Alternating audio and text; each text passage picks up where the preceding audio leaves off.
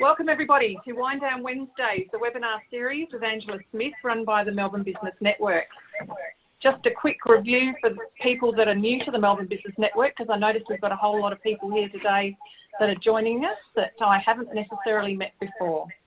So Melbourne Business Network is a Melbourne-based networking association that facilitates connections, community collaboration with businesses, covering 15 postcode areas in the municipality. We've been operating since 1994 and have traditionally worked through our awards program and other face-to-face networking type events. But of course, with the COVID situation at the moment, we're now pivoting the business and offering a whole lot of webinar-based events to offer some business benefits for your businesses. So keeping with the connecting theme, what I want to do is make sure that you all know that about connecting through LinkedIn with Melbourne Business Network and also with Angela Smith, who is the founder of Mind Your Mojo. Now, Angela's joining us today for the first of the four in the webinar series, the Wellbeing webinar series. So let me introduce you to Angela Smith of Mind Your Mojo. Angela guides professionals to foster positive habits to counter the negative impacts of stress, and her program emphasises how, over time, positive resilience habits can become hardwired into the brain and ultimately boost one's resilience. And it's these aspects of the program that we'll be touching on today and over the next 3 weeks following this week. So Angela, resilience, it's a broad term. So tell me how you define resilience. There we are. Can you hear me now? Yes, hi. Hi, thanks. Hi, Anita. Hello, everyone. Thank you very much for welcoming me in to share my resilience content with you. I think now more than ever, resilience is something really important. And I love the idea of these Wind Down Wednesdays. I would like to say that, I wish I could say that I was winding down with a cup of chamomile tea, but I'm winding down with a very weak coffee this afternoon. So thanks again for having me join you over the next few weeks. So I will define resilience in my terms. I'm really curious. We have a lot of people who are joining us today.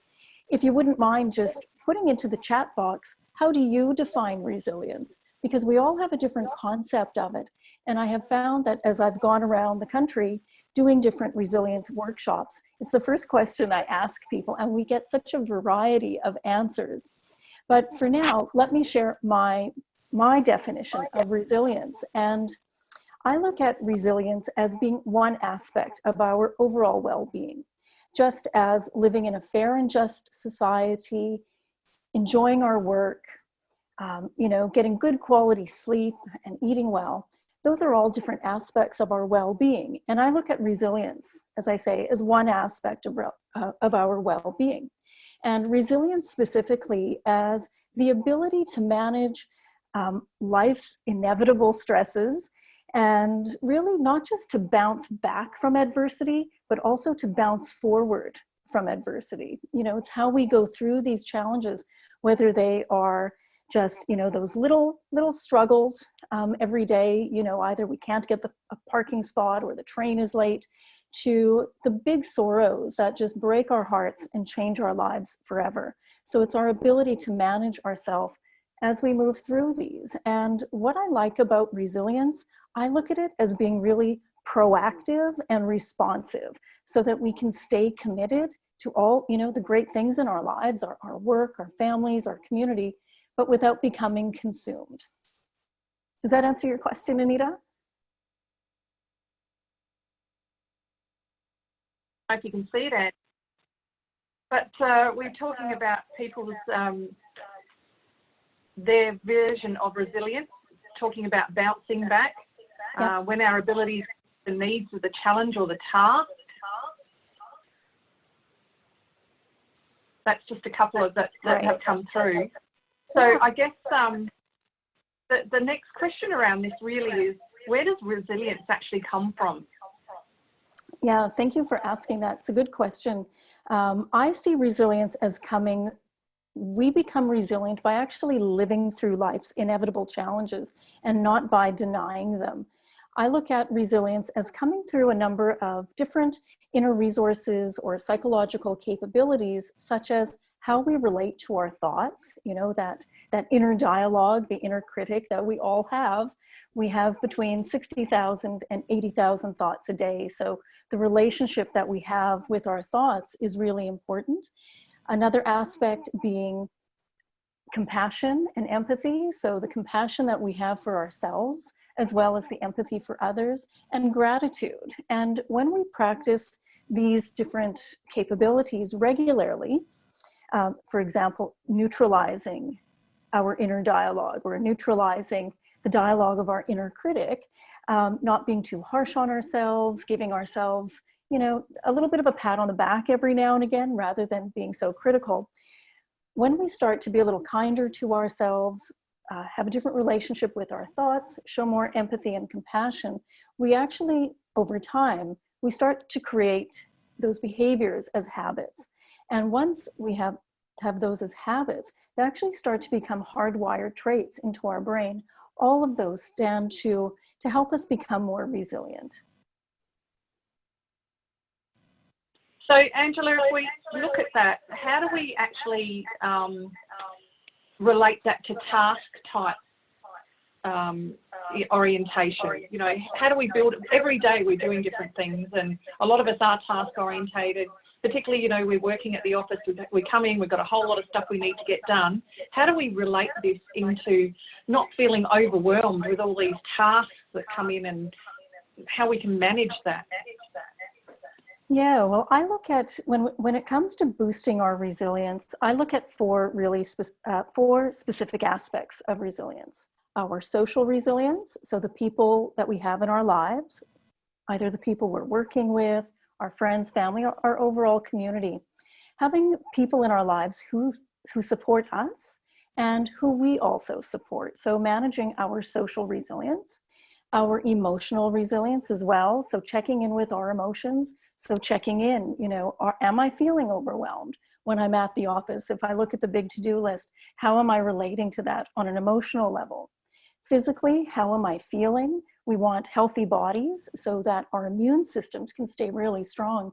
And particularly as we're moving through COVID, we certainly want strong immune systems. And when we become too stressed, if you have, say, a lot of tasks, a lot going on, whether it's, on the home side or the professional side, and there's such a gray line sometimes, particularly now, we want to know how our bodies are feeling. When we are stressed, our immune system can become compromised. So we want to know, is that feeling in our stomach? Are we getting that knot in our stomach? Is there something going on? What does that mean?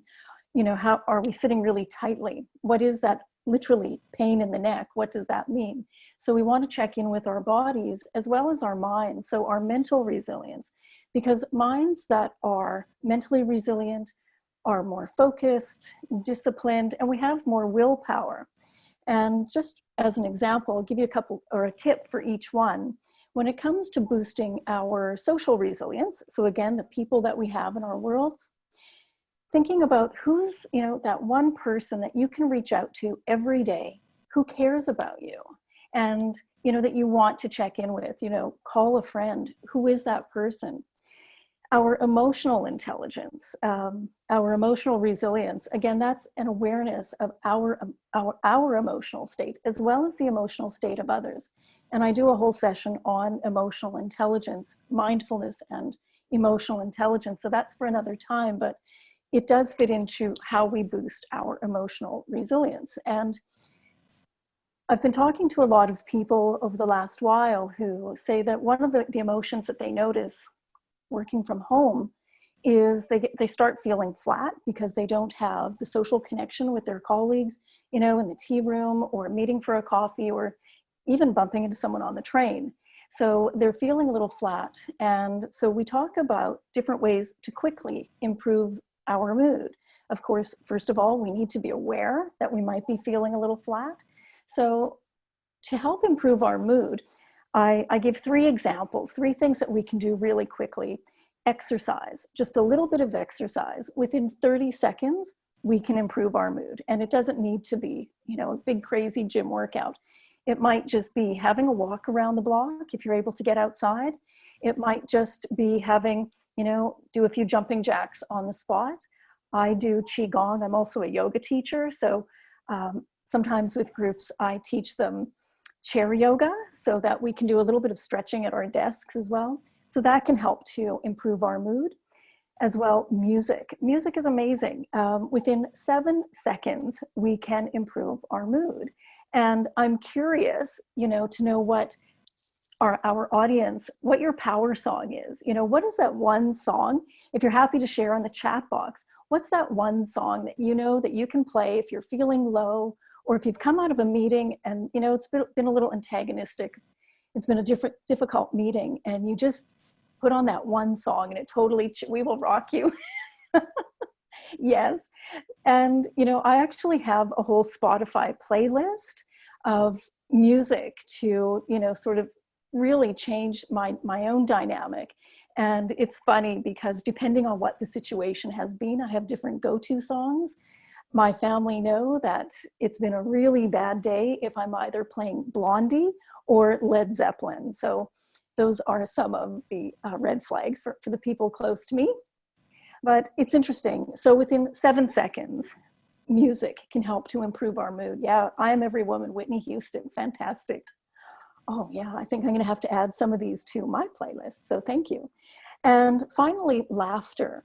Just by having a good laugh can immediately change our mood. And on this one, I'll just share a little story with you, since everyone, this is the Melbourne Business Network. I imagine many people back in 2017 might have either experienced or are certainly aware of the Burke Street incident in January of 2017. Well, I was there. I was someone who had offered first aid. I was right there. It was an incredibly bizarre experience. Hello? Yes, hello. Yeah, but Charmaine, isn't it? Yeah, Charmaine, yeah. Okay, thanks. Yeah. Right. Okay. Bye. So just as an example of how, and it might sound very strange as to when I used laughter coming out of the Burke Street incident to help to elevate and change my mood. When I left the scene, of course, I had really no understanding of what just happened. And I had to get myself home. I had been at a dentist appointment and I had to get myself back home. So on the train, I had an opportunity to just check in with myself. What's going on with me mentally, emotionally, and physically. So I have my own check-in system. And in the bigger workshops that I do, these are things that we go into greater detail. So after doing my check-in and going through the process that I needed to go to for the next couple of hours, I then knew that, okay, I've let that all out. The next phase for me is I need to start to change my mood.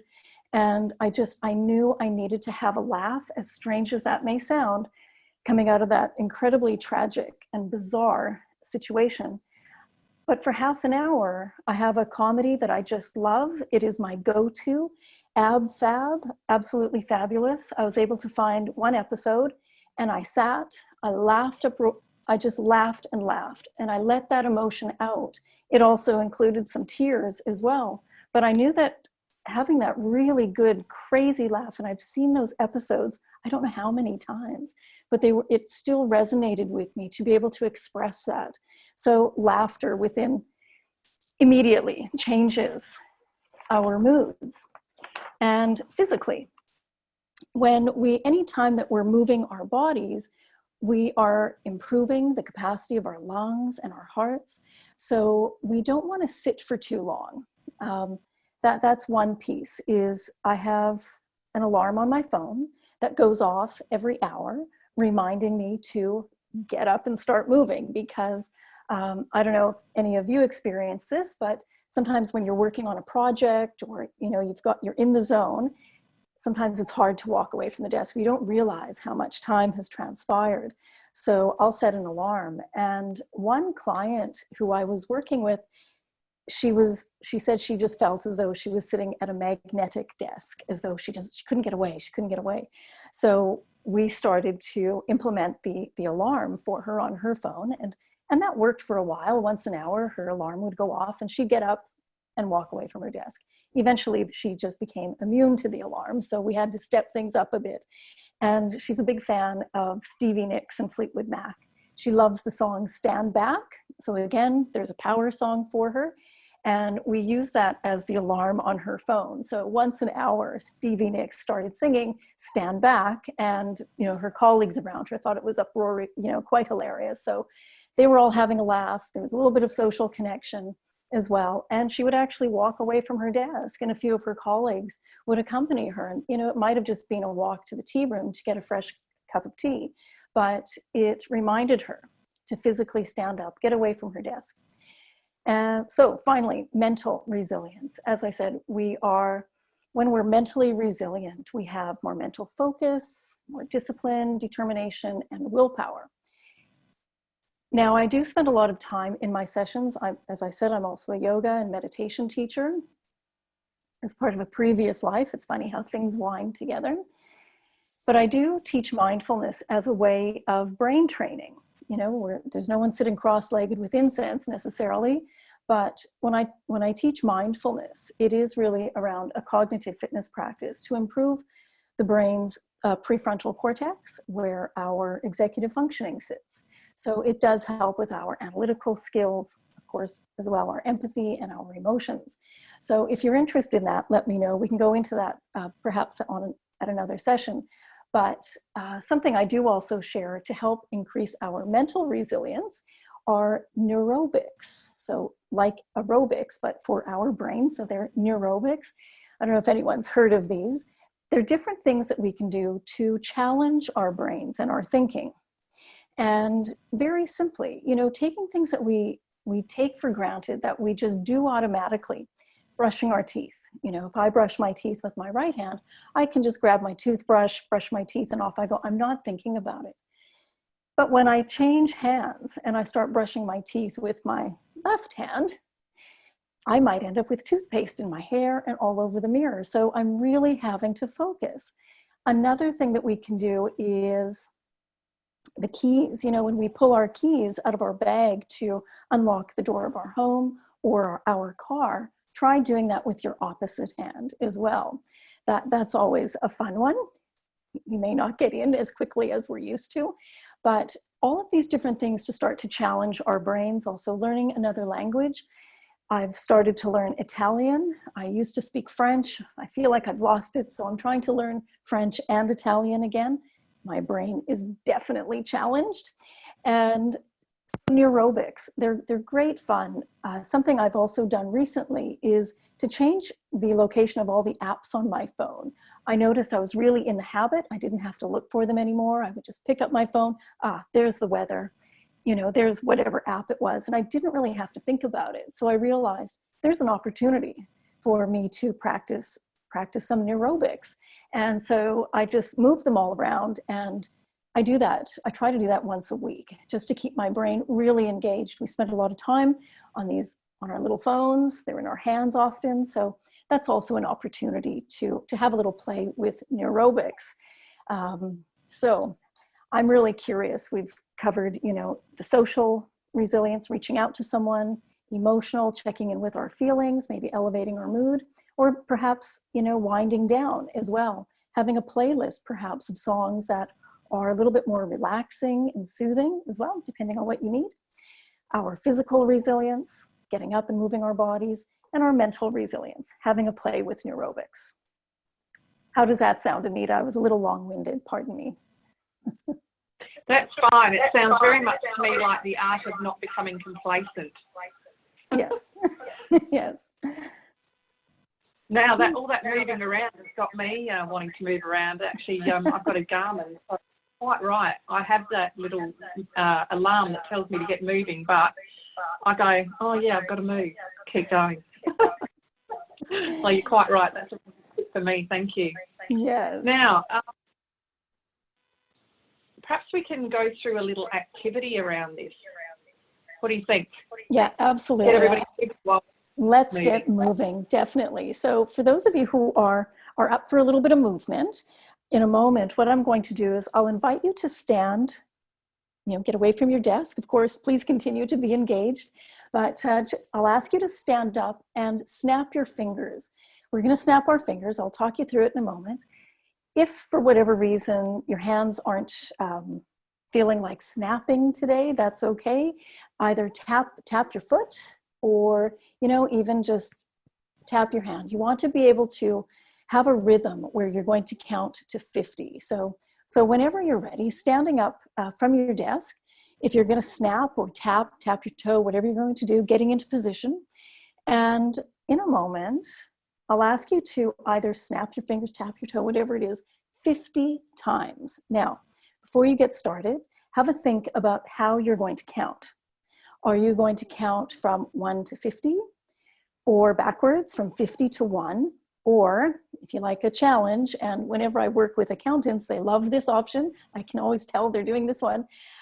Counting back from 100 in increments of 7. So it would be 193 and so on. That's as far as I get. But I'm sure others can do much better than I can. So when you're ready, we're all going to start snapping or tapping, whatever method is best for you. And we're going to do 50 times. Are you ready? Let's go.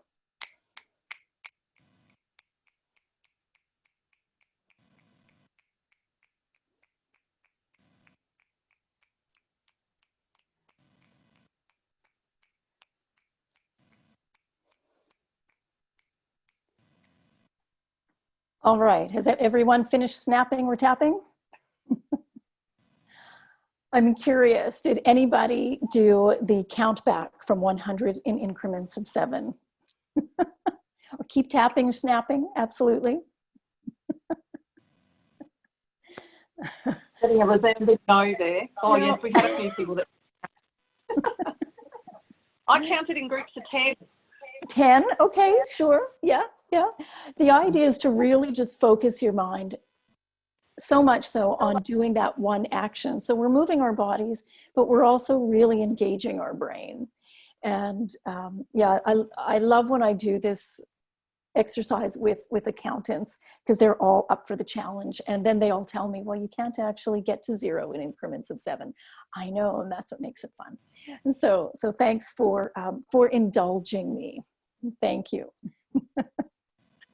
Okay, now that we're all rejuvenated, and you've taken us through those 4 specific aspects of resilience that we need to be aware of, perhaps you can tell us why we should have a resilience strategy and what it looks like. I mean, we might all be focusing on it now because of the COVID pandemic situation, but, I'm sure we should be aware of resilience all the time.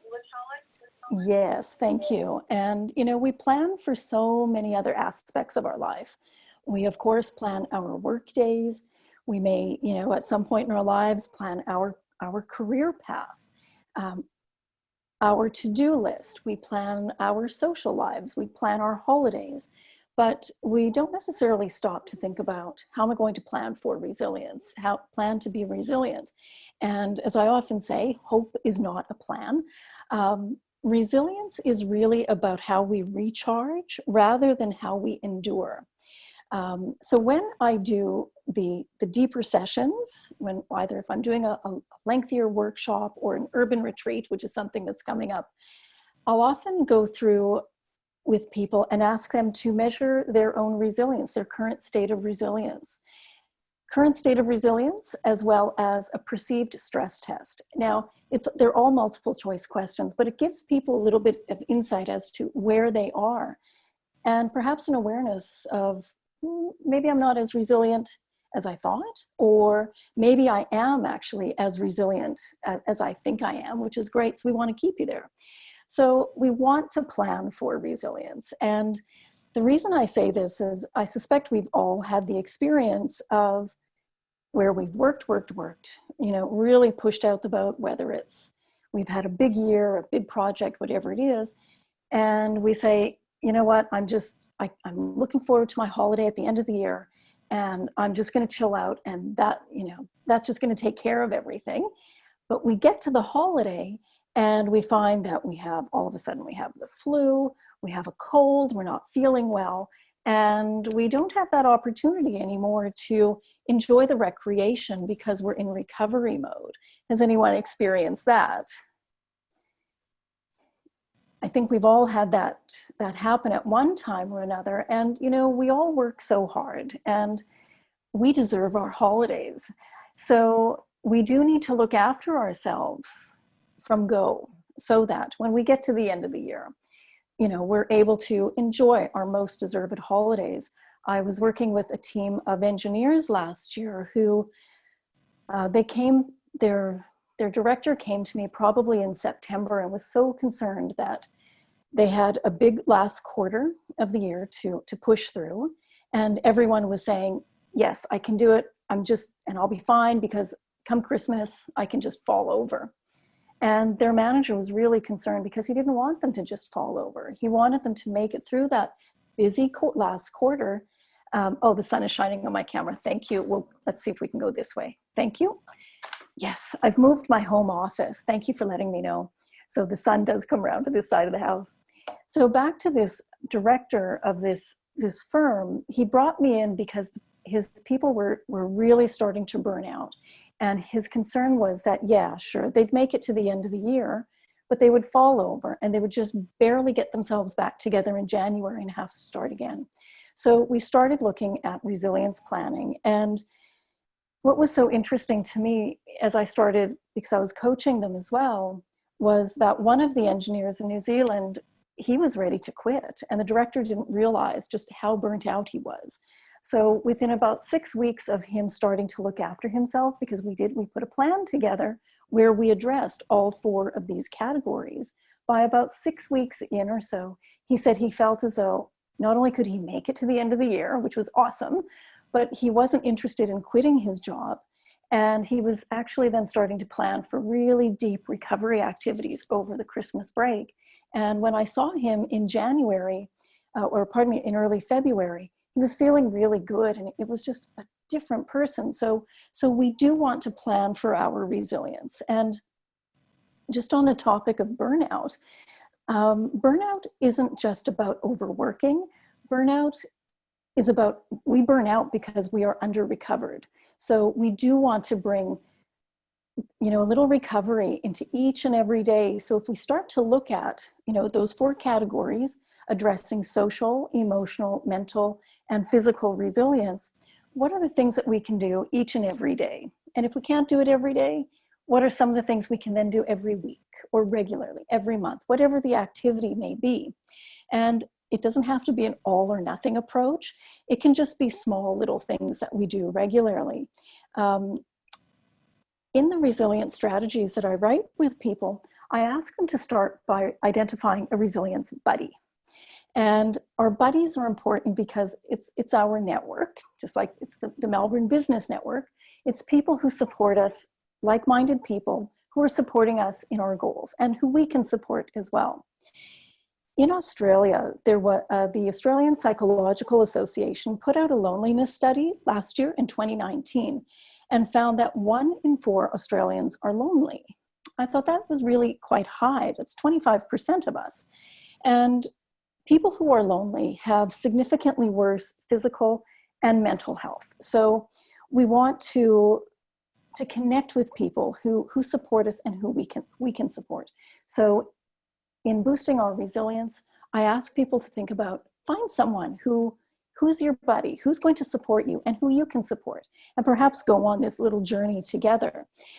Checking in with someone who both knows and cares about us and cares about our health and our growth. Doing so actually helps to provide a boost to our confidence, to maintain all these habits. And having that person in our life, that buddy, helps us move from intention to action. So that's really important. And when we meet with people who are engaging in these activities regularly, again, we're starting to build that habit. And over time, that habit becomes a hardwired trait. So it just takes it becomes automatic. So our buddy, who's our buddy? It could be someone who's, you know, in your personal life, in your professional life, whoever it is, it's going to hold you accountable, be respectful, not necessarily challenge you in a difficult way, but really hold you to account. And you'll do the same for your buddy as well. And generally, we form habits in about 3 months. So if you look at what is life going to start looking like over the next 3 months, well, we're going to be coming into a new financial year, for one thing. And, you know, all these changes with COVID are going to start, they're going to continue. So having a look at what happens in your life and what does life look like for you? And, you know, where can you build in some activity? What are these activities in the 4 categories?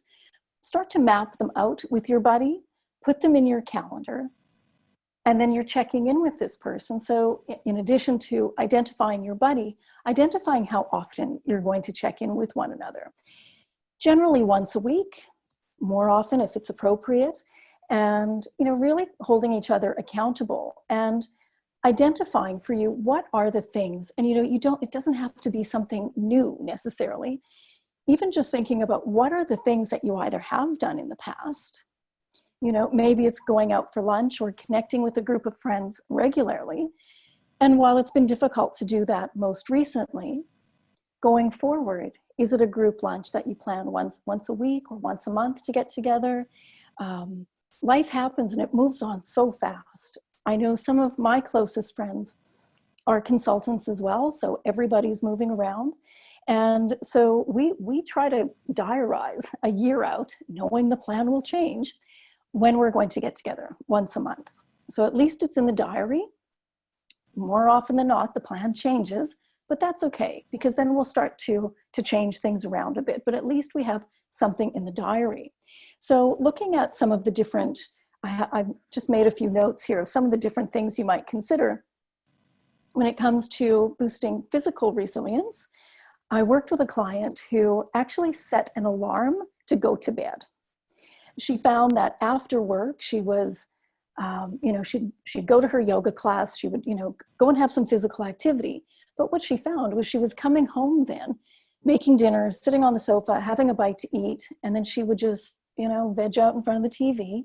She'd wake up at 2 a.m, and then she'd be awake because she had to move herself off to the bed. So what she started to do, which I thought was a great idea, she actually set an alarm to go to bed. So the alarm on her phone would go at about 9:30 or 10 o'clock at night. And that was her cue, because that's when she would want to go to bed. And she would then take herself off, have her evening, her bedtime ritual, you know, having a shower, going to bed. And that was one way for her to address boosting her physical resilience every day. Now, practicing our mental resilience or boosting our mental resilience, what works for you? If you like crossword puzzles, learning languages, I would do my language class once a week, try to practice every day. Speaking to my Italian neighbor who didn't always know what I meant, but it was worth a try, but I'd go to the class every week. Also, when it comes to in boosting our emotional resilience, as I say, having a good laugh, just noticing, you know, at the end of the day, gee, it's been a really quiet day. I didn't feel particularly positive or uplifted, but, you know, is there a way that I could do that now, or make sure I do it tomorrow? And our social resilience, you know, are there times when we can actually just switch off the phone? This director of the engineering firm who I worked with, he started to implement just quiet Sundays. He turned his mobile off. Of course, his immediate family knew that if there was an emergency, they could call the home line, and same with his team. If there was an emergency, call the home line. But otherwise, his phone was just off on Sundays, and he was reconnecting with the people in his life in real time and in ways that were not online. And he said that made a really big difference for him. So I think the important thing is to find activities that are meaningful for you, realistic, and it's going to be different for everyone. I'm curious, has anyone ever tried a float tank? This is, it's an experience. My husband loves float tanks. If you're not familiar with them, they're this pod of beautiful warm water that, great, yeah, give it a try. Everything is worth trying. So you lay in the pod, the top comes down, there's a little bit of music, and for a while there's a nice soft light, and it's salt water, so you're buoyant. And you can just lay back. The because it's nice and dark, what starts to happen is, well, when we relax like that, we activate the body's parasympathetic or peaceful state. So that's, and we're going to do a session on that, so I'll talk more about it later. But it really takes us into a deep, peaceful, restorative state. Now, my husband would come home and just be so zen. And I thought, I've really got to try that. Even though I'm claustrophobic and afraid of water, I was just really curious about how this worked. And he just, as I said, would come home so relaxed. So I called the company and explained what some of my concerns were. And they said, you know, they were very reassuring that I should come and try it. And they were very good. I don't know, it's just not for me. There are probably still scratch marks on the side of that float tank. So it's not my jam, but I'll tell you, it definitely is for my husband. So we all do need to find the things that, you know, bring us into that nice, deep, relaxed state. That was something he would do every month. Maybe not something to be done every day, but something that can be diarized to do once a month. So we have a bit of a variety of things that we are doing regularly to boost our resilience. And yeah, as I say, try the float tank. Do the things that, that interest you and that you can do with your friends as well. And that's really the basis of my resilience strategy. And just as a bit of background, where this came from is years ago. I'm originally from Canada. I wrote a healthy active living program for Health Canada. And all of the principles that we used in that program is really the basis of what's part of my Mind Your Mojo program, which is, you know, addressing 4 components. With this one, it's mental, physical, social, and emotional resilience, and finding that buddy. Because what we know as well, at least from the research that I did back then, is by having that person in your life who's going to hold you accountable, we're actually 7 times more likely to maintain those positive new habits when we have someone holding us accountable and that we're sharing this experience with. And I have to say, the irony of all of that when I was writing this healthy active living program was also the start of me starting to learn about my resilience, and unfortunately learning about it the hard way. I was a spokesperson for a national health organization, and I had the opportunity to travel all around North America and meet different researchers and scientists who were studying different chronic diseases. And I was really fortunate. They were all really lovely. They would invite me into their clinics and their labs to tell me about what they were doing, and I was able to ask just heaps of questions because I'm very curious, so that was very satisfying. And then I would take what they shared with me and I would share it publicly. Loved it. I loved my job. And as I said, I was loving it to death. And this is how I learned about burnout, because one day I had a scientist asking me questions. The shoe was on the other foot. And I was in an emergency ward with a neurologist asking me a series of questions about my life and what I had been doing, and every detail in my life was under scrutiny. I had been having grand mal seizures, so I was taken to emergency. And after, I'll give you the condensed version, after a lot of tests over a couple months, the neurologist came back and said, you know, generally this would look like epilepsy, but he didn't think that's what it was. He said, you tell me that you do yoga, but you can't remember the last time you practiced. You tell me that you meditate, and you can't tell me the last time you did that either. And he said, you are just one big electrical panel and you've blown every fuse. So he said, what are you going to do? And I was stunned. I said, well, what do you mean, what am I going to do? I said, I love my job. I'm not going to change my job. And he said, well, then you have to change the way you do it. And this doctor was, you know, we're going back now almost 25 years. That's where this started for me. And because of him really talking me through, making me really understand what was happening in my body and my brain as well, because it was shutting down and doing some very strange things, I had to learn how to do life differently. And luckily for me, he wrote on his prescription pad that Angela will do yoga every day and Angela will meditate every day. Now, this was a neurologist 25 years ago talking to me about the different ways I can keep my brain healthy through these cognitive fitness practices. And that was really the start of me looking at how do I become resilient so I can continue to do the work that I love. And I loved that. I loved what I did. So I wanted to stay committed, but I didn't want to become consumed. And that's really where a lot of this has come from. And for me, it's been spending time with neurologists over the years, because yes, I have been meditating and I've been fascinated by the science. So I do weave that into my programs because I think that's really important. Quite often I'll say meditation and people either turn off, or I've gone in to do some conferences with accountants, their year-end conferences. And what I have always found fascinating is when the ATO people come in to talk about whatever is new with the ATO, the accountants sit up straight, they're very excited. But when I walk in and I'm only 5 feet tall, I would see them shrink and just not want to engage. And they were terrified because they thought they were going to have to meditate.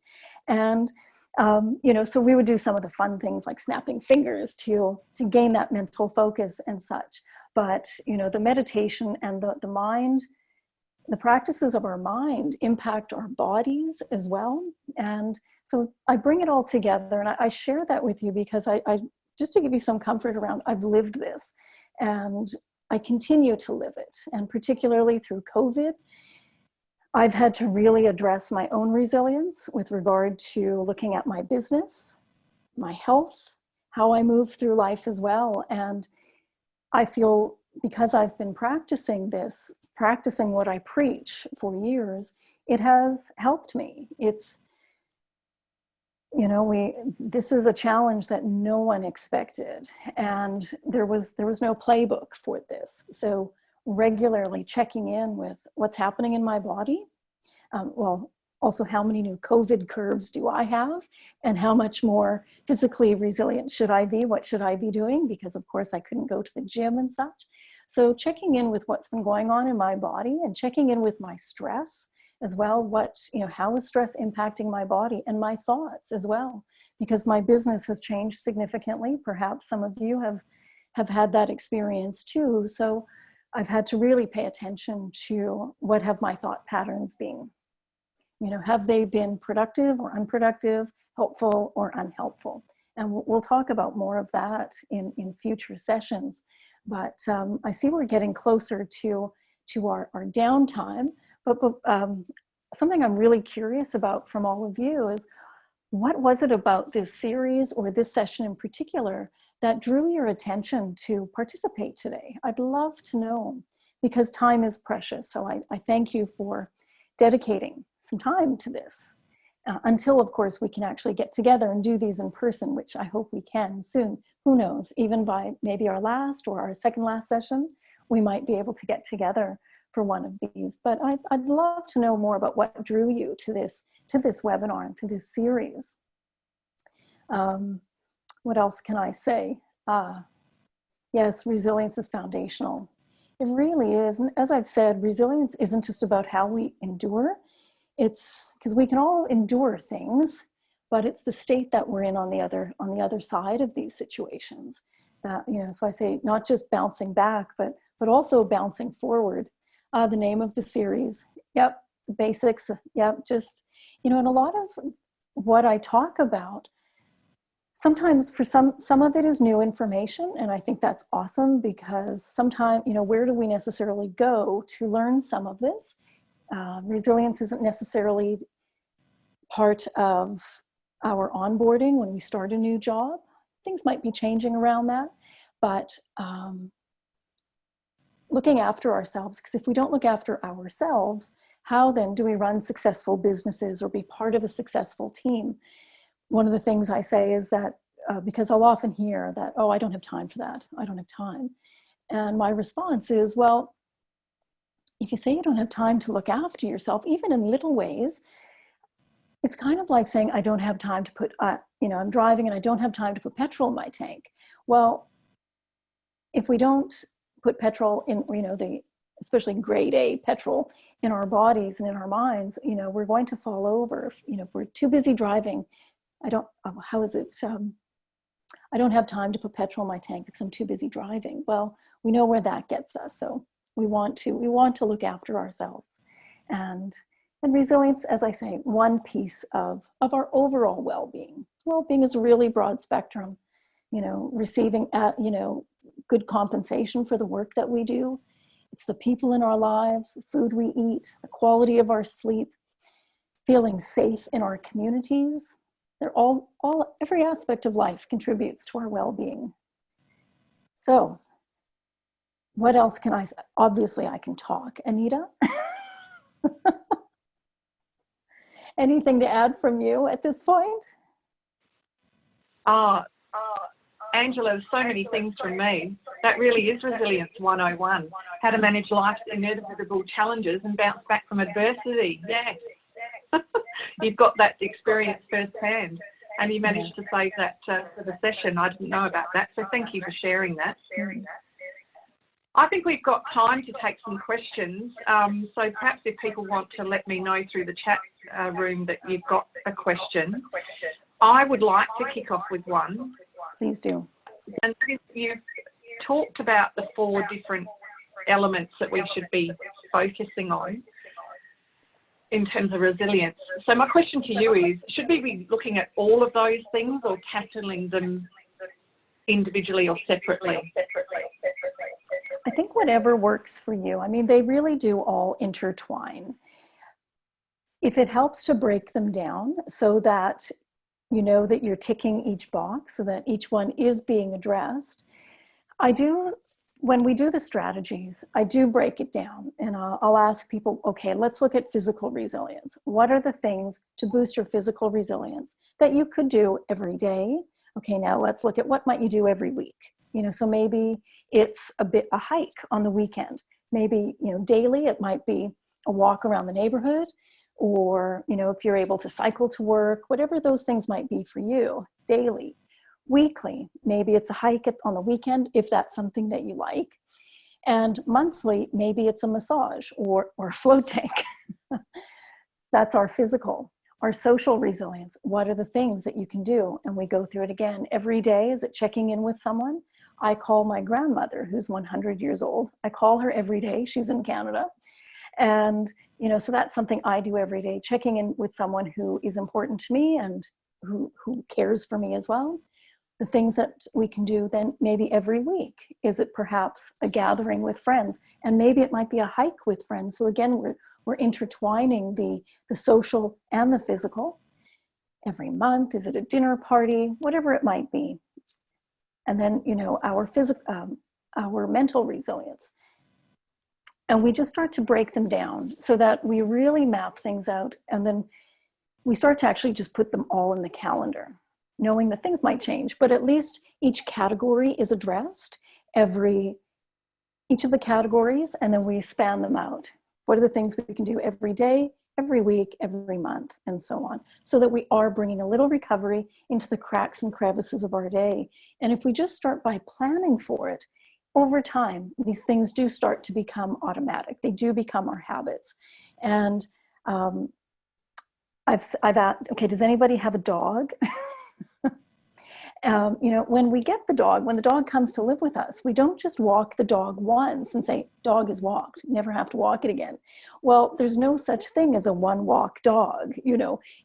We need to build habits. We do need to do these things repeatedly. And a dog knows, right, when the dog wants to go for a walk. The dogs have their routines, and that's their habit. So resilience is very much the same. When we start to at least address these 4, those are the ones that I find that seem to support people the most. So that's what I look at. I'm really just trying to keep it as simple and realistic and practical as possible. And like I say, some of this information you may know, some of the information might be new, which is great. And sometimes it's just a remembrance of, oh yeah, I used to do that. That really fed me and would put me in a good space. So I do need to start doing that again. And thinking about, as life starts to open up for us again, what are the things that are important to you? to start planning for, to incorporate in life again. And at the same time, maybe also looking at what were the things that I was doing that, you know what, I don't actually need to do that. That might not have actually been to the betterment of my overall well-being. So we have this opportunity to maybe start to chart a new course to boost our resilience. Thanks, Angela. I don't have any questions that have come through the chat room. I'm sure people have got plenty of questions. Yeah, so reach out to me, definitely. Definitely. I might take the opportunity just to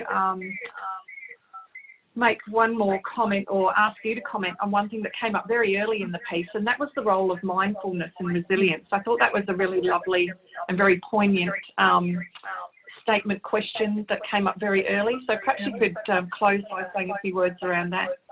Yeah, thank you. Thank you for catching that. I talk so much. When it comes to mindfulness, and mindfulness is an awareness practice. It's having an awareness of our thoughts, our emotions, our behaviors. In fact, we're going to look at that in one of our webinars. I frame it as stress models, but it's really awareness is what's at the basis of this. Having that awareness, being mindful of what's happening for us, so that we can choose then our ongoing behaviors, our thoughts, and so forth. There's a lot in life that we can't change. You know, COVID, case in point, it was something that's happened to all of us. And it was Wendy who said, we're all in the same storm, but we're in different boats.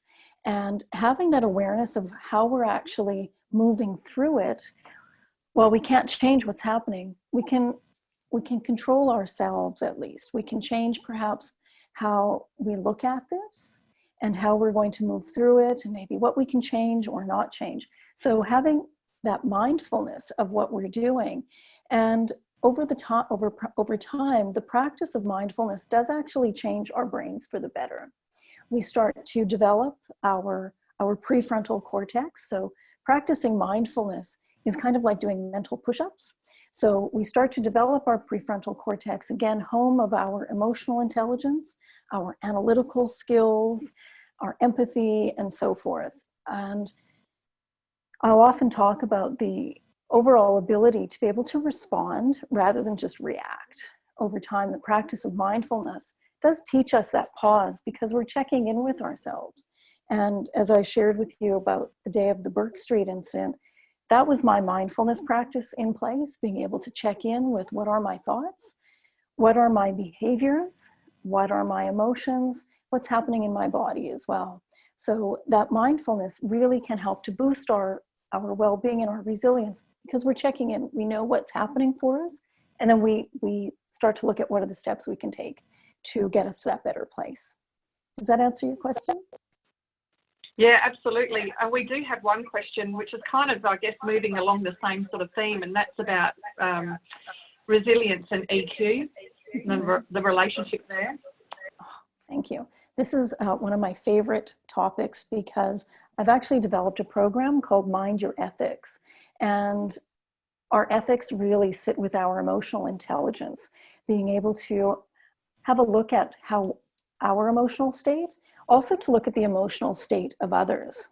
And our emotional intelligence sits in that prefrontal cortex of our brain. So it's a muscle that, you know, if we look at it as a muscle, we can strengthen it.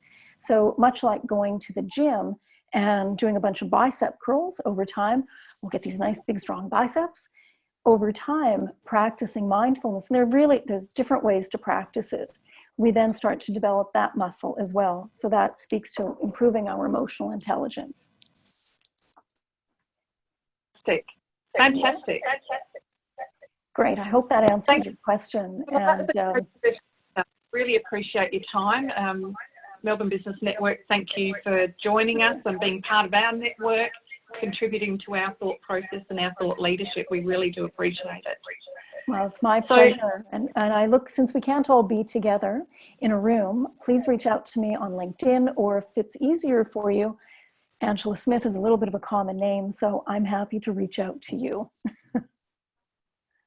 Absolutely. I've linked in, or at least tried to link in with just about the webinar today. So if you are getting in contact with Angela, please contact me and I'll connect the two of you together. So on behalf of Melbourne Business Network, thank you all for joining us today. Please, as I said, connect with Angela, connect with the Melbourne Business Network. And we have also posted the URL for the next part of this series in the chat room. So if you want to join us for the next one, this is one of 4 in a series, a wellbeing series. So next Wednesday, as we wind down again on Wednesday afternoon, please join us and Angela for the triad of wellbeing, where we're going to focus on food, sleep and exercise. The following week, we're going to be talking about understanding and calming the nervous system, one that I'm going to be particularly interested in. And then on June the 10th, we're going to look at stress. So the signs, symptoms and coping strategies. We might be all a little bit more relaxed by then because there might be a few cafes and restaurants open. We might even host from there, who knows. So thank you, everybody. Thank you for joining us today. If you've liked what you've seen today and you would like to become a part of our community, please connect with me, go onto our website. We are a membership organisation, so we'd love you to join us and join our and you will be hearing from us. So again, thank you, and we hope to see you next Wednesday as we wind down with Angela Smith. Thanks so much. Bye, everybody. Bye.